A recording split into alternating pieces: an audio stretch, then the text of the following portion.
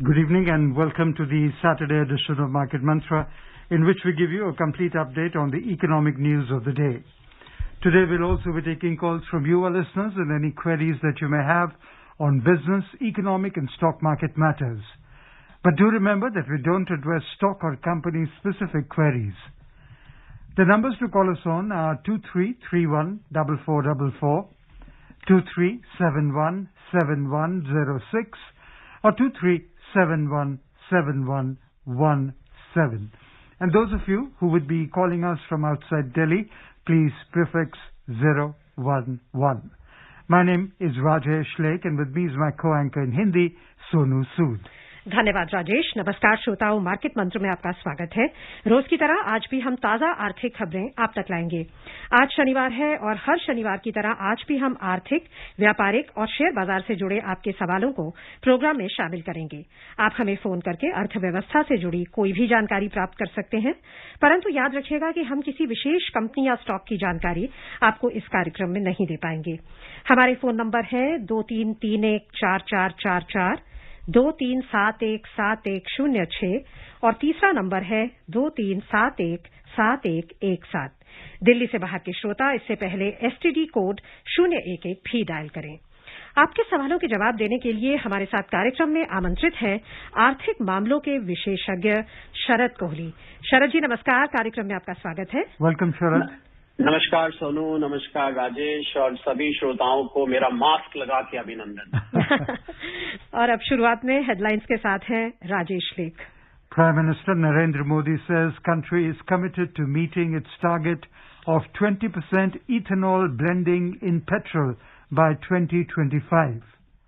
G7 countries reach a historic deal on minimum global corporation tax rate of 15%.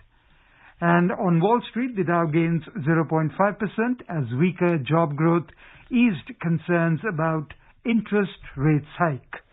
प्रधानमंत्री नरेंद्र मोदी ने कहा कि देश 2025 तक पेट्रोल में 20% एथेनॉल ब्लेंडिंग के लक्ष्य को पूरा करने के लिए सरकार प्रतिबद्ध है। G7 समूह के देशों ने 15% न्यूनतम वैश्विक कॉरपोरेशन टैक्स की दर पर किया ऐतिहासिक समझौता। और वॉल स्ट्रीट में रोजगार में वृद्धि कमजोर रहने से ब्याज दरों में बढ़ोतरी की चिंताएं कम हो गईं और डाउ 0.5% बढ़कर हुआ बंद।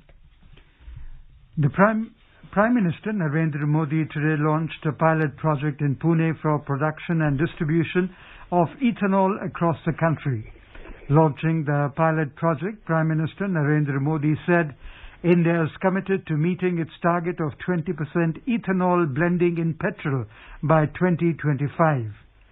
Till 2014, on an average, only 1.5% of ethanol could be blended in India, which has now reached about 8.5%. Addressing the event held on the occasion of World Environment Day, the Prime Minister said ethanol has today become a priority to maintain a healthy environment. और आज के हमारे पहले collar हमारे साथ जुड़ गए हैं गुरुग्राम से संजय। संजय जी आपका स्वागत है, सवाल पूछें। मेरा सवाल है कि गवर्नमेंट बॉन्ड और ट्रेजरी बिल में क्या फर्क होता है? लाइक फॉर रिटेल इन्वेस्टर अभी तो ओपन नहीं हुआ है आई थिंक, बट जब ओपन होगा तो कैसे डिफरेंशिएट करेंगे और उसमें क्या फर्क होता है बेसिकली? देखिए संजय जी, जो गवर्नमेंट बॉन्ड होते हैं वो अभी आपने सुना होगा कि सरकार का अभी हाल में सरकार ने अनाउंस भी किया था, कुछ महीने पहले की बात है, और उसका एक फिक्स कूपन रेट होता है। आपको पता होगा आजकल 6% बॉन्ड यील्ड जैसे चल रही है, करीब 6% से थोड़ा सा कम है भारत में, तो उसमें एक फिक्स कूपन रेट पे वो निकाले जाते हैं और वो आम रिटेल निवेशकों के लिए भी खोले जा सकते हैं। गवर्नमेंट बॉन्ड्स पहले भी मुझे याद है कुछ साल पहले आए थे जो कि रिटेल निवेशकों के लिए खोले जाते हैं।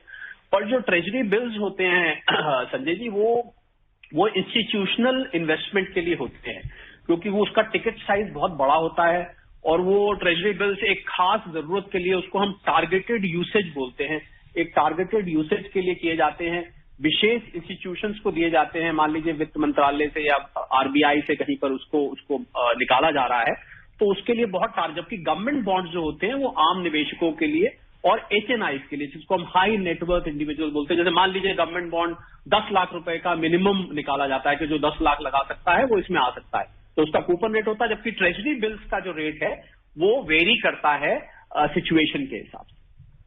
From Balrampur, we are joined in by Rinki. We welcome you, Rinki. हाँ सर, नमस्कार। नमस्कार जी। नमस्कार जी। नमस्कार जी सर, बिल्कुल। और ईश्वर सर को आपके साथ में हो तो वो भी मेरा नमस्कार स्वीकार करें। हाँ, नमस्कार रिंकी जी, नमस्कार।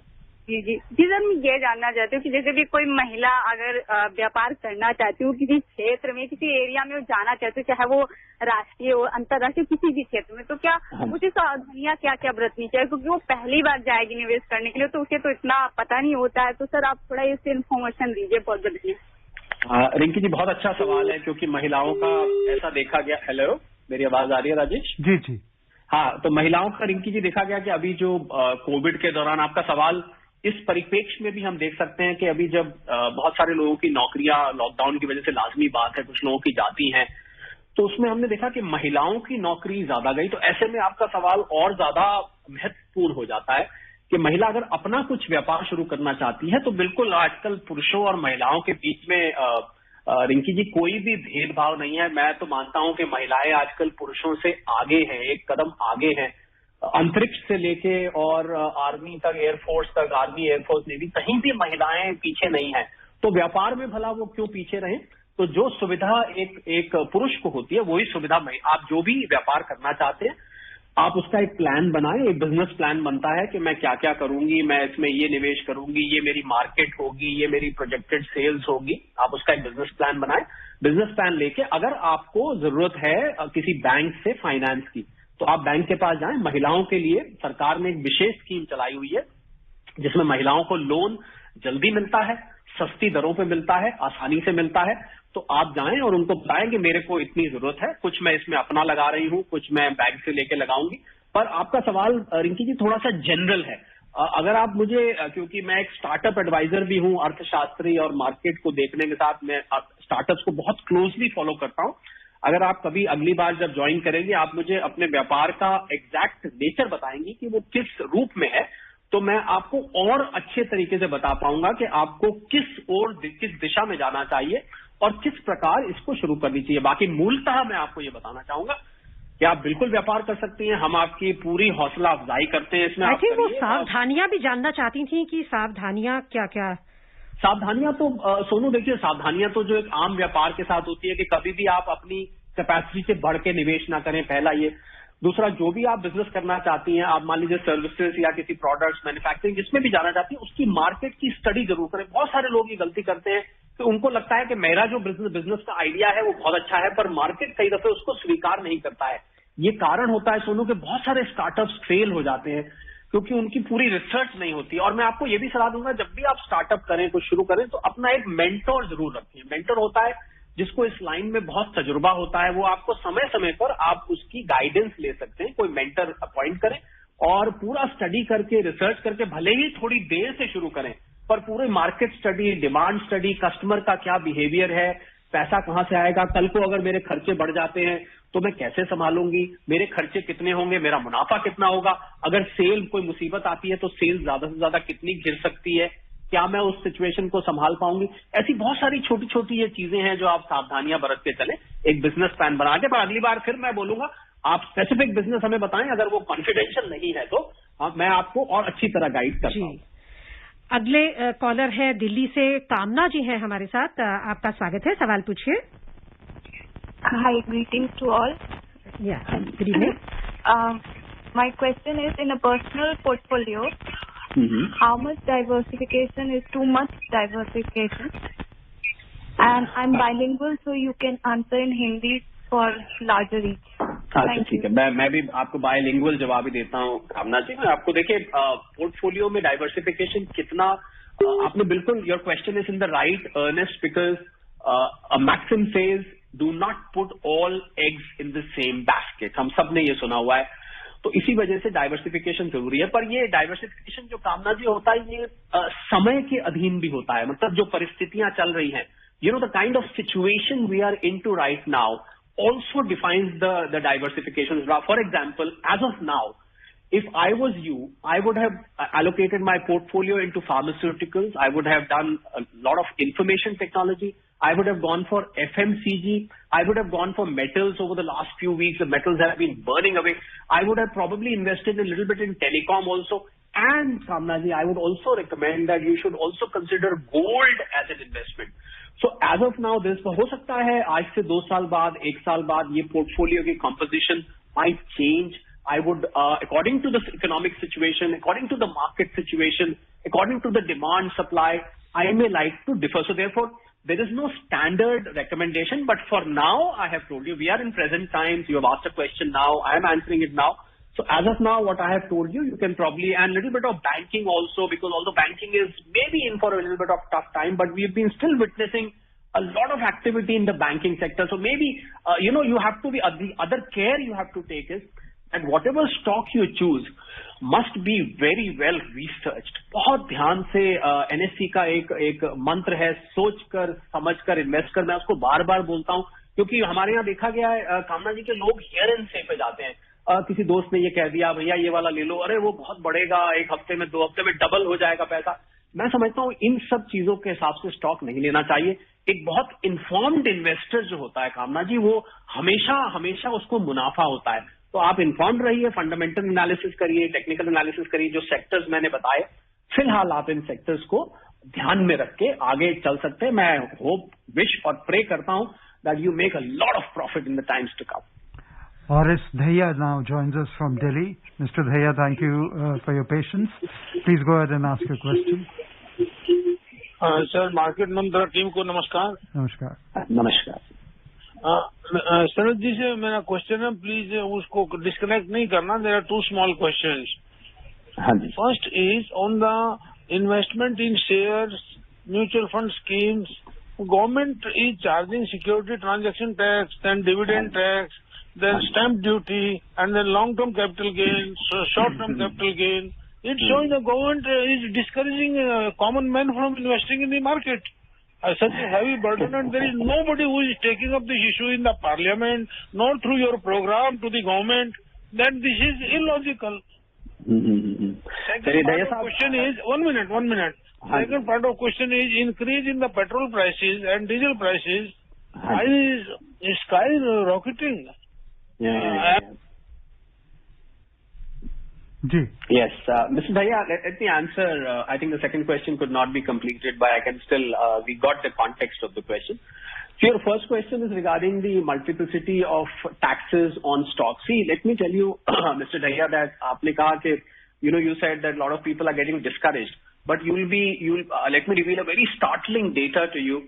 That BSE, I was talking to on some platform to the BSE senior personnel. They said, as of today, 7 crore people are connected to stock markets. And this is 1.42 crores people have been added over the last 1 year itself.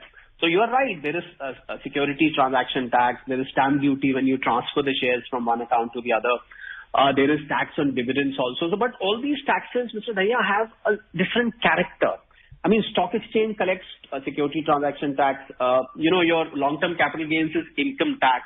Then when it comes to stamp duty, that is completely a different thing. So the government feels that people who can afford to invest in stock markets, I mean, apart from LTCG and apart from probably stamp duty, these taxes are very, very nominal. When you transact, they are in decimals. So I personally feel that government also needs revenue. And by saying that, please do not get me wrong. I'm not taking the side of any system, but I'm just trying to explain you the fiscal prudence behind that. There is something called fiscal prudence. So ये छोटा बूंद करके धैया साहब घड़ा पड़ता है. तो ये थोड़ा करके जब हम ट्रांजैक्ट करते हैं, अब मैं आपको एक और सलाह क्यों ना दूं. Let me tell you, आप अपना स्टॉक तभी बेचें, you sell when you have made a decent profit. तो उससे क्या होगा कि आपको ये छोटे टैक्सेस कब डाइजेस्ट हो जाएंगे, एब्जॉर्ब हो जाएंगे, आपको मालूम ही नहीं पड़ेगा. Your concern is genuine. I appreciate it. Maybe at some point when more and more people start getting connected to, we are a 140 crore country, and only 7 crore people, which comes to 5%. कुल 5% लोग BSE में आज उनका demat account है. उसमें से जो active है, those number of active people are even less. So there aren't that many people who are yet connected to stock market. Your second question is, yes, petrol, diesel prices have been a concern with the and because petrol, diesel prices, I feel the central and the state government both collect taxes. There is no doubt that 55 to 60% in petrol and diesel is the composition of taxes in petrol, diesel prices. So therefore, something should be done. And I think the best way forward would be that if it is brought under GST, I think that will bring down the prices of petrol, diesel by 20-25 rupees immediately. GST Council has been constantly thinking about it. The governments are concerned about it. और मुझे लगता है हम जनता को मिला के ही सरकार बनती है, तो जब जनता की आवाज आती है तो सरकार उसको सुनती है. कब सुनती है? अब ये सरकार के काश अगर हमारे हाथ में होता, हमारे आपके हाथ में होता ढैया साहब, I would have probably given you complimentary petrol, but unfortunately government has to collect taxes also. तो गवर्नमेंट का आपने देखा कि टैक्सेस का सारा जरिया बंद हो गया था, जीएसटी बंद हो गया, इनकम टैक्स आना बंद हो गया था. जीएसटी आया अप्रैल में, अभी मई के नंबर आप देखेगा बहुत कम होंगे, तो इनकम टैक्स आना बंद हो गया था. तो मुझे लगता है कोई ना कोई सोर्स तो भैया साहब सरकार को भी चाहिए. फिर मैं क्लेरिफाई करता हूं, मैं सरकार का पक्ष नहीं ले रहा, मैं आपको फिस्कल प्रूडेंस समझा रहा हूं कि अगर टैक्सेस नहीं आएंगे तो जो इतनी so many welfare schemes are going on, so many schemes have been launched by the government, they run in 100. So salaries जाती है सेंट्रल गवर्नमेंट एम्प्लॉइज की, स्टेट गवर्नमेंट एम्प्लॉइज की, जो सारा पूरा मशीनरी चलता है. I think that was surviving on the, but I am sure जैसे जैसे लॉकडाउन होगा things will be rationalised and according to the situation adjustments will be made. पर आपका कंसर्न बहुत जेन्युइन है, हम आपके उसके आगे नतमस्तक हैं. अगले कॉलर है बीरबल दिल्ली से. बीरबल जी आपका स्वागत है, सवाल पूछें. हाँ नमस्कार सभी को जी. जी नमस्कार. मेरे छोटे छोटे 2 क्वेश्चन है जी. हाँ जी. एक तो जी ये पेट्रोल में एथेनॉल मिलाने का फैसला लिया है प्रधानमंत्री जी ने. हाँ जी. इससे जो है शुगर शेयरों पे क्या असर होगा जी? हाँ जी. एक दूसरा प्रश्न है जी, प्राइमरी पेंशन और कंट्रीब्यूशन पेंशन स्कीम में क्या अंतर होता है जी? धन्यवाद जी.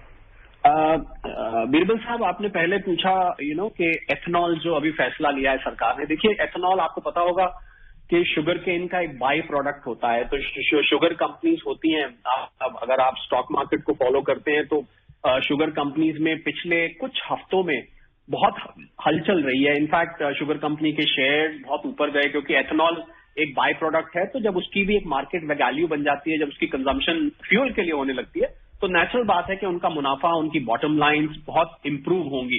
तो I think ethanol is a very very welcome move. और इससे पेट्रोल का जो पोल्यूशन लेवल है वो भी नीचे आता है. अभी तक हम एथेनॉल कई दफे हमने इंपोर्ट भी किया है, पर एथेनॉल का जो मिक्स है उसका एक साइंटिफिक कॉम्पोजिशन है. तो मुझे लग रहा है बहुत अच्छा फैसला है सरकार का, और इससे पेट्रोल डीजल की प्राइसेस. आपका जो दूसरा सवाल था, आपने कुछ पूछा primary pension, contribution pension. Sorry, उन्होंने डिफरेंस पूछा है प्राइमरी पेंशन और कंट्रीब्यूशन पेंशन. हाँ, प्राइमरी पेंशन जो जब आप सरकारी ओहदे से रिटायर होते हैं या आप किसी पेंशन स्कीम में पार्टिसिपेट करते हैं, तो जो उसकी बेसिक पेंशन आती है वो पेंशन आपकी प्राइमरी पेंशन में गिनी जाती है. पर कुछ पेंशन स्कीम्स बीरबल साहब ऐसी हैं जहां पर आप पैसा जमा कराते हैं. मैं आपको उदाहरण देता हूं, जैसे प्रधानमंत्री व्यय वंदना स्कीम है, आपने सुना होगा PMY. उसमें क्या है कि आप 15 लाख रुपए जमा कराते हैं, सीनियर सिटीजन है, तो आपको जितना आप जमा कराते हैं उसके हिसाब से आपको वो पेंशन फिक्स कर दी जाती है. तो वो कंट्रीब्यूटरी पेंशन होती है, मतलब आपने कंट्रीब्यूट किया और उस कंट्रीब्यूशन के बेसिस पे आपको फिर पेंशन घटती या बढ़ती रहती है. अब मुझे नहीं पता आप सरकारी पेंशन के बारे में पूछ रहे हैं या आप जो पेंशन स्कीम्स चलती हैं, जैसे अटल पेंशन योजना है या प्रधानमंत्री व्यय वंदना योजना है, आप उनके बारे में पूछ रहे हैं. तो मोटे तौर पे मैंने आपको बता दिया. अगर फिर भी कुछ आप स्पेसिफिक जानना चाहते हैं, आप दोबारा अगली बार कॉल कर सकते हैं. अगले कॉलर है हिमांशु दिल्ली से. आपसे रिक्वेस्ट करेंगे आप हमारे साथ बने रहिए. एक खबर है उस पर नजर डाल के आपसे बात करेंगे. देश के सबसे समृद्ध देशों के समूह ने आज एक ऐतिहासिक समझौता किया जिसके तहत कर से बचने के ऐसे अवसरों को बंद कर दिया जाएगा जिनका इस्तेमाल कर देश की सबसे बड़ी कंपनियों में से कुछ कंपनियां एक देश से दूसरे देश के बीच के व्यापार पर कर से बचने के रास्ते ढूंढकर उनका दुरुपयोग करती थीं.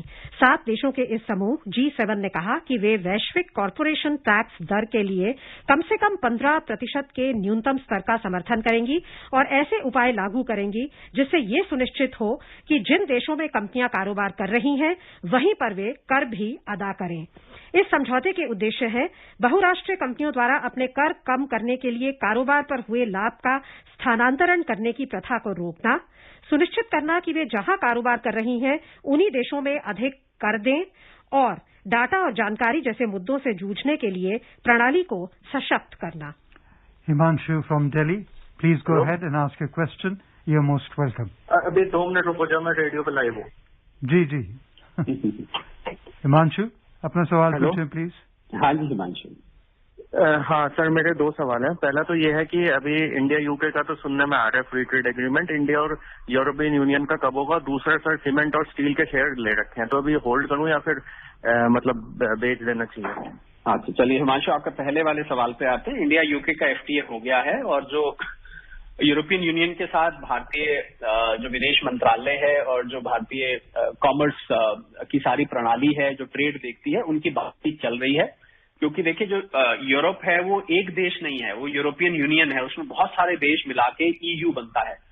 तो उसमें क्या होता है, कई दफे इसका ब्रसल्स में हेडक्वार्टर है, आपको पता होगा यूरोपियन यूनियन का। तो कई देशों में जो यूरोप के देश हैं आपस में, वो सब इंडिपेंडेंट कंट्रीज हैं, उनमें आपस में मतभेद होता है कुछ बातों को लेके, जिनकी सहमति बनाने में हिमांशु जी वक्त लगता है। तो इस समय जो विश्व की आर्थिक परिस्थिति है उसमें ये एक जरूरत बन चुका है कि एक देश दूसरे देश को व्यापार को सहूलियत दे, आसानी से हो सके, क्योंकि पहले ही सब देश कोरोना की मार से बहुत जूझ रहे हैं।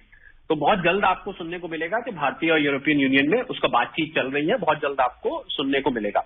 आपने दूसरा सवाल क्या पूछा था? आपने एक और सवाल पूछा, स्टील और सीमेंट के शेयर्स हैं उनके पास, सेल करें कि होल्ड करें? हाँ जी, मैं समझ रहा हूँ। तो स्टील में आपने देखा हिमांशु जी के पिछले चंद हफ्तों में इतना ज्यादा गर्माहट आई, वो इतने ज्यादा ऑल ऑफ ए सडन ऊपर चढ़े, क्योंकि स्टील की प्राइसेस करीब करीब रॉ मटेरियल की कहीं कहीं डबल हो गई है, 4,500 टन से भी ज्यादा पहुंच चुका है। तो मुझे लग रहा है कि स्टील की प्राइसेस में थोड़ी सी शायद और गुंजाइश हो, पर फिर भी मैं एक निवेशक होने के नाते मैं मानता हूं थोड़ा सा ओवर हीटेड है।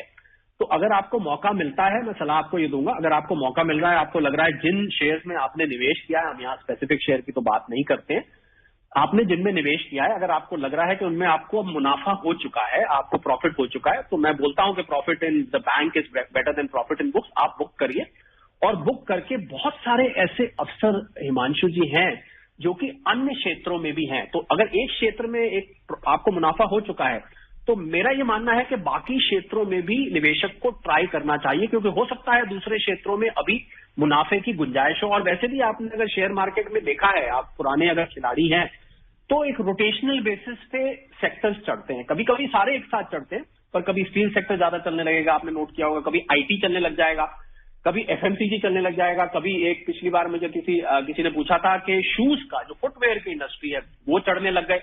तो अलग अलग, कभी बैंकिंग चढ़ने लग जाता है। तो ये जो रोटेशनल उतार चढ़ाव होते हैं, इनके मद्देनजर मैं आपको सलाह दूंगा, मेटल से अगर आपको मुनाफा हो चुका है तो आप बुक करके बाहर आए और अन्य क्षेत्रों की तलाश करें। हमारे रेगुलर कॉलर सतीश हैं हमारे साथ, वो भी दिल्ली से ही हमें कॉल कर रहे हैं। आपका स्वागत है, सवाल पूछें। और मैं ये पूछना चाहता हूँ, जैसे आजकल ना कई मैंने वीडियो देखी है, उसमें ये बताया जाता है कि भाई चाइना ना बड़ी जल्दी अपनी डिजिटल करेंसी निकालने वाला है, तो वो थोड़े दिन बाद जो भी उसका बिजनेस होता है वो सबको ना अपने ज्ञान में जो उसकी करेंसी होगी उसी के अंदर इंसिस्ट करेगा कि भाई इसी में करो और डॉलर की जगह, तो उससे ना डॉलर नीचे आ जाएगा। तो क्या ये सच है कि भाई डॉलर थोड़े टाइम बाद इसकी वैल्यू कम हो जाएगी और जो चाइना की जो डिजिटल करेंसी है उसको ज्यादा लोग इससे बढ़ावा देने लग जाएंगे? तो देखिए सतीश जी, हम क्योंकि रेडियो पे हैं और हम प्रसार भारती के FM गोल्ड पे हैं, तो हम यहाँ पर कोशिश करते हैं कि हम जब कोई चीज, जब तक कंफर्म्ड न्यूज नहीं होती है, मतलब जब तक उसका अधिकृत सोर्स नहीं होता है, हम उस पर चर्चा नहीं करते। पर फिर भी आपने पूछा है तो मैंने, जी हाँ, चाइना में इसकी चर्चा चल रही है और अविश्वसनीय सूत्र तो ये भी बताते हैं कि उस पर डिजिटल करेंसी पे काफी हद तक काम उनका हो चुका है, और जब हो जाएगा तो क्योंकि वो अमेरिका को मात देना चाहता है आर्थिक दृष्टि से भी, तो वो चाहता है कि मेरी जो डिजिटल करेंसी है वो सारी दुनिया में मशहूर हो जाए और जिससे अमेरिकी डॉलर नीचे आ जाए। ये चाइना और अमेरिका के आपस का झगड़ा है, आपस की बात है, उसमें हम ज्यादा हस्तक्षेप नहीं करते। पर ये सच है कि जो भविष्य है करेंसी का, और मैं आपको ये भी जानकारी दे दूं कि खाली चीन ही नहीं, दुनिया के और भी बहुत सारे देश हैं जिनका मैं नाम नहीं लूंगा, क्योंकि जब तक मुझे कंफर्म नहीं होता है मैं ऐसे नाम नहीं लेता हूं। बहुत सारे देश डिजिटल करेंसी पे काम चल रहे हैं। आपको ये जान के हैरानी होगी सतीश जी कि भारत में भी डिजिटल करेंसी पे चर्चा चल रही है। जब बिटकॉइन और बाकी क्रिप्टो करेंसी यहाँ पर रोकी गई तो भारत ने कहा हम एक डिजिटल करेंसी, अपनी सरकारी डिजिटल करेंसी निकाल देते हैं। तो यहाँ पर भी बातचीत एक बहुत प्रिलिमिनरी स्टेज में है। तो ऐसा नहीं है कि खाली चाइना डिजिटल करेंसी पे काम कर रहा है, ये कोई भी देश कर सकता है, ऐसा कोई उसमें कोई रॉकेट साइंस नहीं है। तो आपकी बात कुछ हद तक ठीक हो सकती है, वो अमेरिका और चाइना की आपस की बात है, हम उसमें क्यों दखल दें, उनको अपना मगज मारने दीजिए, जो फैसला होगा वो करेंगे। We'll take up the third headline story. In the meantime, we'll request Arjun from Delhi to stay with us. U.S. markets rose yesterday with technology shares leading the way as weaker than expected jobs growth eased concerns about the economy running too hot and causing an early tightening of monetary policy.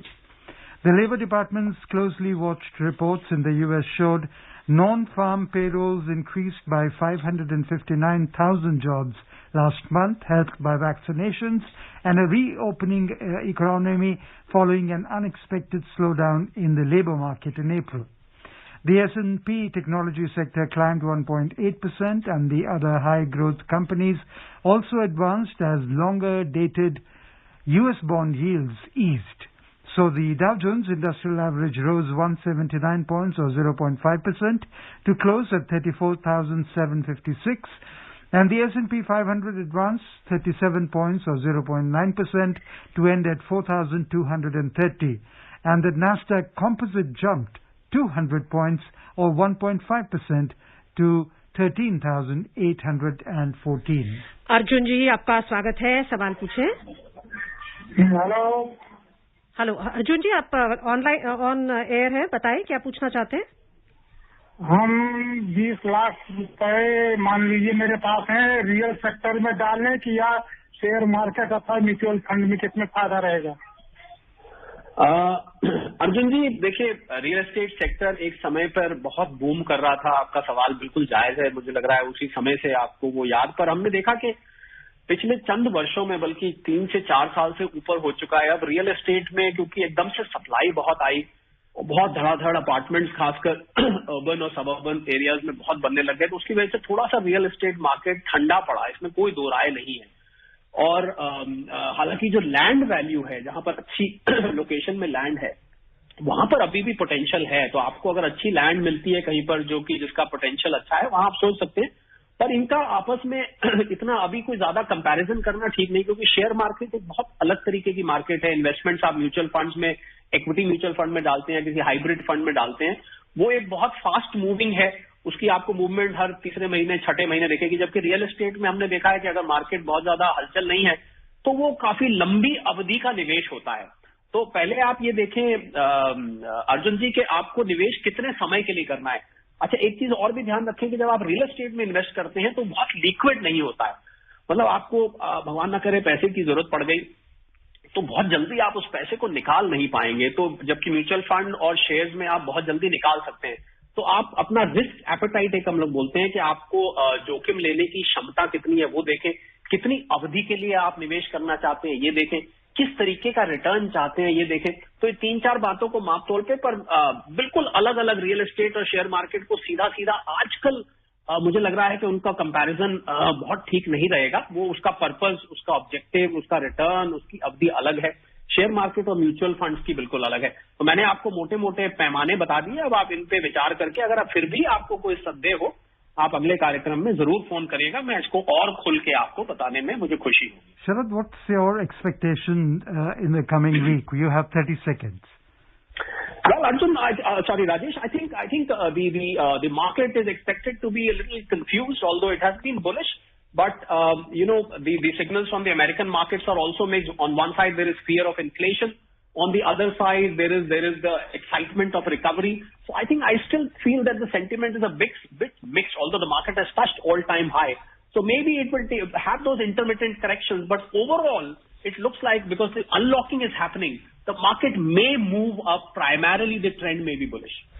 Ganesh ji Chennai से हमारे साथ थे हमें खेद है गणेश जी हम आज समय के अभाव के कारण आपका कॉल नहीं ले पाए आप हमें मंडे को फोन कर सकते हैं या अगले सैटरडे को फोन कर सकते हैं और हमारे सभी श्रोताओं का इतने उत्साह के साथ कार्यक्रम में भाग लेने के लिए धन्यवाद शरद जी आपका खास तौर से धन्यवाद आपने इतनी अच्छी जानकारी हमारे श्रोताओं को दी बहुत बहुत धन्यवाद सोनू बहुत बहुत धन्यवाद राजेश और दिल से धन्यवाद सारे श्रोताओं Thank you so much. And before we close the headlines, Prime Minister says country is committed to meeting its target of 20% ethanol blending in petrol by 2025.